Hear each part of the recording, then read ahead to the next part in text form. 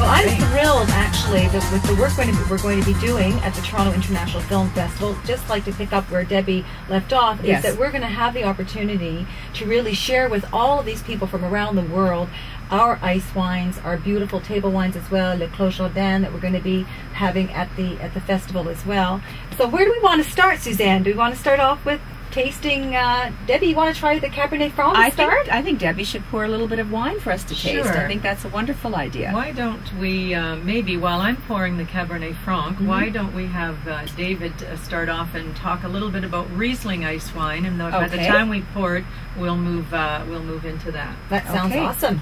So with our Riesling ice wine, we've actually paired it with a little dish. Peaches are in season right now, and I actually brought a basket. We just stopped by the local farmer's market on our way here. So we've actually done a little peach chutney, and we've paired it with a brie, Quebec brie, triple cream brie, and just some toasted nuts. And that's something that we're featuring on our small vineyard plates at Inniskillin, so people can come daily and try the pairings. And it just goes very well with the Riesling. Peach and Riesling is, totally. It's a natural combination. So there's a little bit of spice in the chutney, and it just goes fantastic with the Riesling ice wine. To my right here, I actually have some bacon, and we made some house cured bacon. And another pairing, it'd be a little bit odd to think a pairing would go with ice wine, but to think a little bit outside the box, we actually brought an oak aged Vidal, which actually would stand up to the bacon, kind of cured note, almost a maple syrup characteristic. So that can kind of bridge that not necessarily everything sweet would pair with it.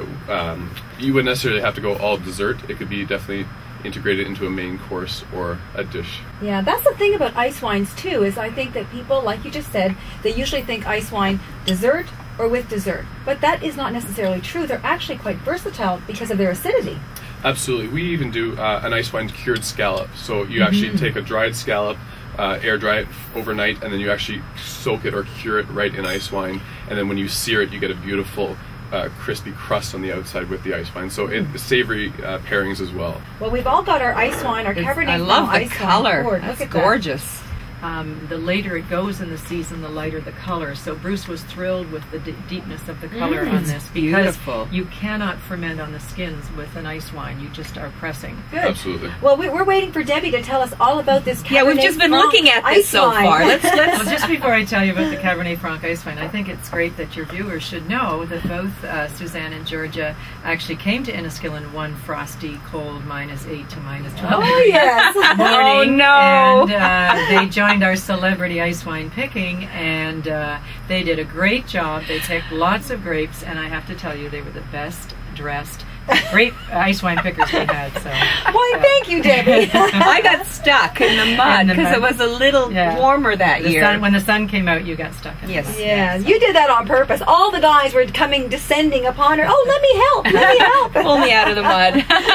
Loved it. Ice wine picking, it was fun. It is a lot of fun, and I think what's great today is we get to sample the results of all that hard work. And I'd have to say, on top of the hard work is the risk factor with the weather.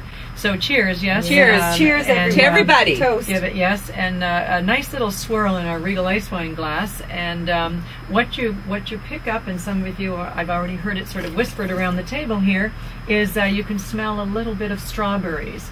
So you get a nice strawberry nose and aroma with this, where with the white ice wines you get a little more tropical or mango.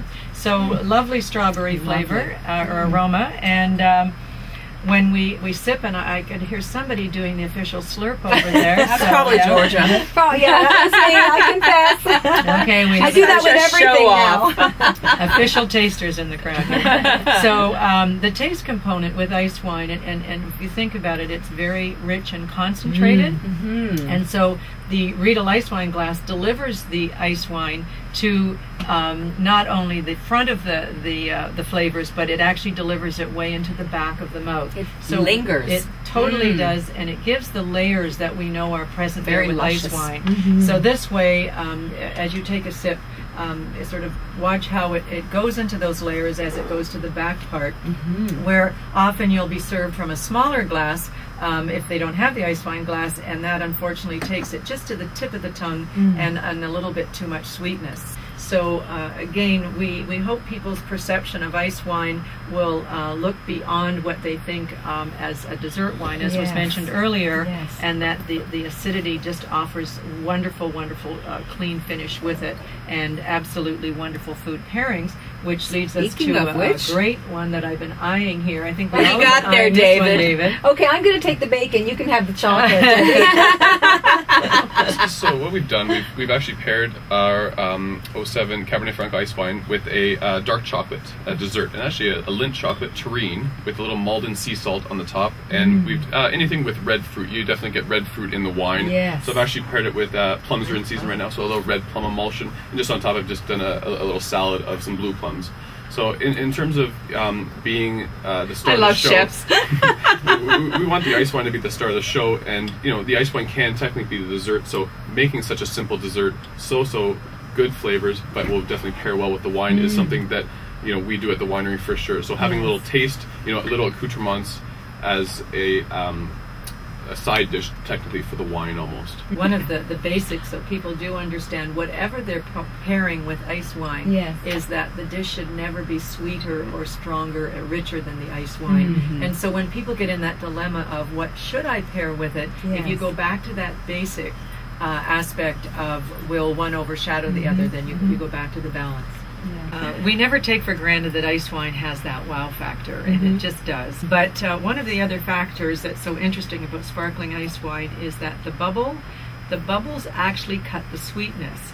So for people who have a feeling about the richness or concentration of ice wine, this is an alternative which actually has a perception of being drier. Even though the sugar coat is exactly the same as the still ice wines, the bubbles of the sparkling ice wine give a perception of being drier, and so it makes it so amazingly versatile. So it's refreshing too, I guess. Yes, it is. It is. So I'm going to do the honors here as David. Yes, I've been holding back. David, take it away. Absolutely. So basically everything we've done today will definitely go well with the sparkling ice wine that Debbie's pouring right now, from the fattiness from the fattiness of the bacon to the toasted nuts to peaches. It's just fantastic.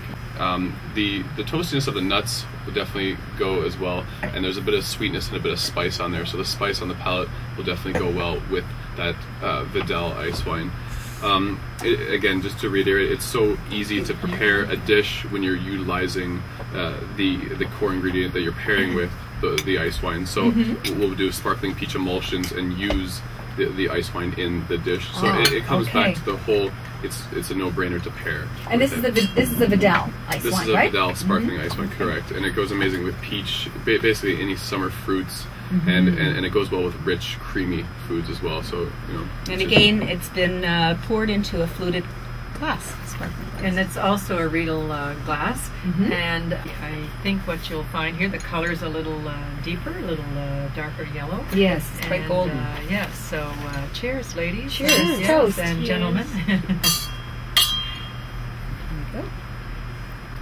So, as it's been said before, dancing on the tongue. Yes. The ice wine literally dances on your tongue. That's lovely. So what should we taste with it first, David? Should we do a construction here of putting everything together, or you caught him with his mouth full? Oh, I'm so sorry. I've gone for the bacon, but I would start maybe with the peach and the brie. David made the comment about ice wine as he's cooking as an ingredient, so we talk about pairing with it, which we have, and his comments about using it in the recipe to enhance is also something that's very, very exciting. Well, Georgia, next week is going to be a big week for us. It sure is. We're going to be celebrating. We're going to be celebrating with Inniskillin ice wine, and we want to thank you all for coming in this morning and bringing all these wonderful foods and wines and Kate, for you coming in this morning as well and telling us all about the SPOC. Thank you very much for the time. Well, we had a lot of fun. I think we're about 300 calories in, about ready to head over to the pod. Get into that pod. And please come and visit Inniskillin, Javkson-Triggs, La Clos-Jourdain, and Niagara Wine Country. Thank you, Debbie. Yeah. Cheers. Right. Have a good week, everyone. Bye-bye now.